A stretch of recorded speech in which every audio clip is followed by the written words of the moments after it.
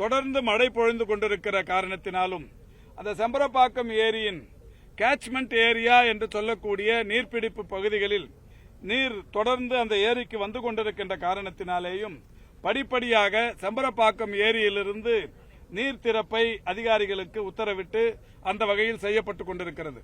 நேற்று காலை 100 கன அடி தண்ணி திறந்து வைக்கப்பட்டது. நேற்று மதியத்திற்கு பிறகு அது 500 கன அடியாக உயர்த்தப்பட்டது. இன்று காலை அது 750 கன அடி தண்ணீர் இன்றைக்கு செம்பரப்பாக்கத்திலிருந்து உபரி நீராக திறந்து விடப்பட்டிருக்கிறது. இந்த 750 கன அடி தண்ணீர் செம்பரப்பாக்கத்திலிருந்து கடலில் வந்து கலக்கிற போது இங்கே எவ்வளவு கன அடி தண்ணீர் வருகிறது என்றால் 5300 கன அடி தண்ணீர் இப்போது கடலில் கலக்கிறது.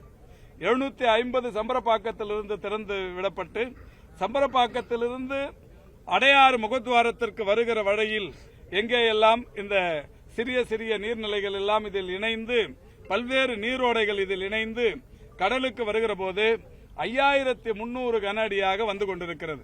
இந்த அடையாற்றை பொறுத்தவரை ஏற்கனவே இந்த அரசு பொறுப்பேற்பதற்கு முன்னால் ஒரு 25,000 கன அடி தண்ணீரை மட்டுமே தாங்கி வரும்.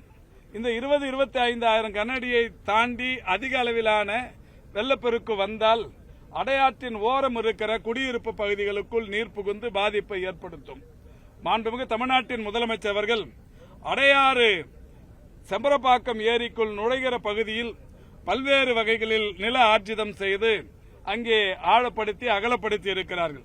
அதோடு மட்டுமல்லாது அடையாற்றில் எங்கேயெல்லாம் குறுகலான பகுதிகள் இருக்கிறதோ அந்த பகுதிகள் எல்லாம் அகலப்படுத்தப்பட்டு ஆழப்படுத்தப்பட்டு தூர்வாரப்பட்டிருக்கிறது.